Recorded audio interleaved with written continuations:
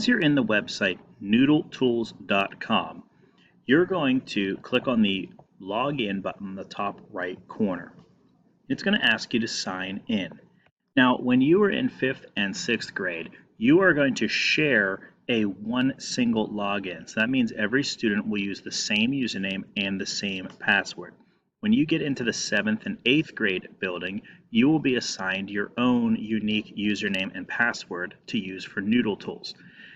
So do not go ahead and create an account with Noodle Tools using your Seneca Valley school information. An account will be created for you when you reach 7th grade.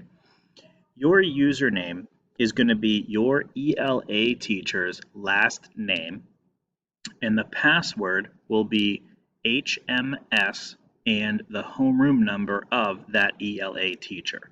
Once you type them both in, you can click Sign In. Signed in, you will see all the projects that all the students assigned to that ELA teacher are working on. When creating a new project, I tell students to include your last name in the project description. That way, when you come back into the page and you want to find your project, what you can do is on your keyboard, you hold on Control and the letter F, and that brings up a typing box where you can type in your last name and it will show up in a search.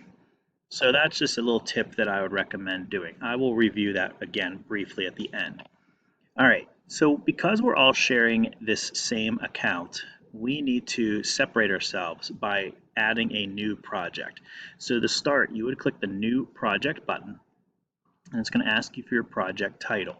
I always recommend typing in your last name as the beginning of the project title. After that, you could then talk about what your project is, whether it's a World War II article, whether it's about countries that you're researching, everything like that.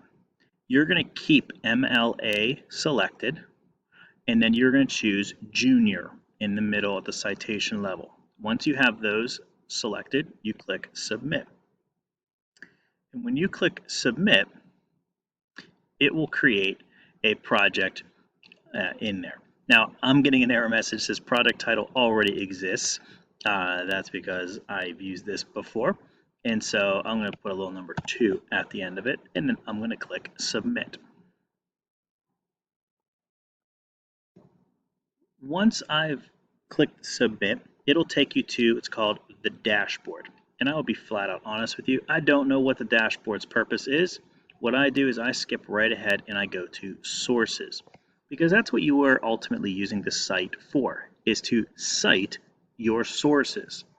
And you can use this Noodle Tools page to cite a book, a website, a magazine, a video off of YouTube, or anything that you use for a research project. So to add your first source, and I'm going to practice, I'm going to show you how to add a website source. I'm going to click the green New Source button, and I get some options right here. I'm going to choose Website, and I'm going to choose Web Page, because that is what I'm using. And this is the information you need to find for your website citation. The URL, which is the www stuff at the top, the date that a site was made, the date that you visited it, an author's name, a title of a web page, and the publisher of a web page. That is the information you're looking for. Now, I recommend opening up Noodle Tools in its own separate tab.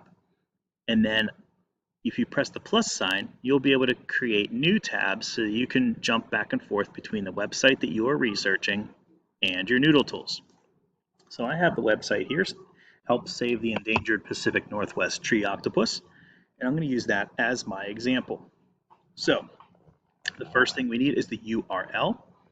I'm going to click up here in the Save Pacific Northwest Tree Octopus, and here's the URL. I put my cursor up here, I'm going to right click, and I'm going to choose Copy. I'm going to go back to Noodle Tools, and I'm going to right click, and I'm going to choose Paste. And there's my URL. Now it's going to ask the date of publication. This is the date that the website was created. And so I'm going to find that information maybe at the very top. Sometimes I'll find it right at the beginning of the article. I see a date here of November 11th, 2020, but that's something Cephala News. Sometimes we could find the date at the very bottom of the web page. If I look really close at this very bottom, it was created on March 8th, 1998, and it was last updated on February 17th, 2020.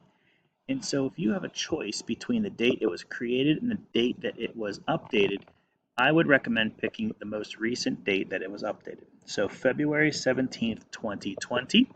And so I'm going to choose February 17th, 2020. Now, the next thing it says the most recent date of access, which is today. Now, the nice thing is I can plus today, and it'll put in today's date for me. The next is the author's name. So you have to first tell if it's an author, an editor, or a translator. We're going to choose author. You need the first name and last name as best you can. So I'm going to go back to my website here, and I'm going to see if I can find the author's name. So I'm looking around. I'm not seeing, typically we find the author's name up at the top.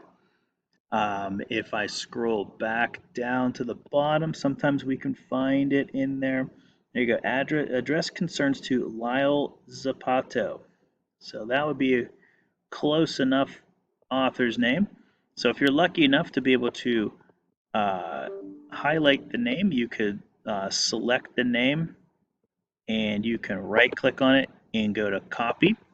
And then when I go to the first name section, I could paste the name into the section. You want to make sure you paste the first name in the first name section and the last name in the last name section. It's important to separate those because what Noodle Tools will do is it will alphabetize your citations at the very end.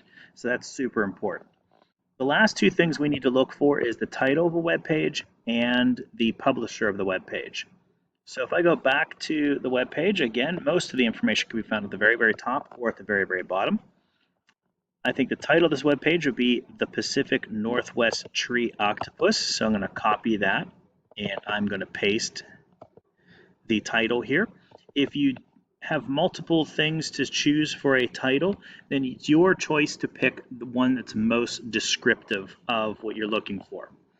And then as for the publisher of the web page here, which we're actually going to put where it says name of website, is going to be the company, so to speak, that controls the website.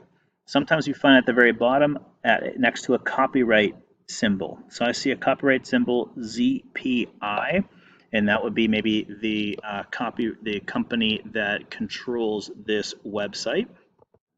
So I'm going to put ZPI as the name or the publisher of the web page. Once I have all that information put in, remember we put the URL, the date that it was last updated, the date you visited it, the author, the title, and the publisher. When you have all that, you press this save button here, and it will make the citation for you. It put the last name first, put a comma first name, put the title of the web page, put the publisher, put everything in the correct way for citations. When you have multiple citations, it will list them in order.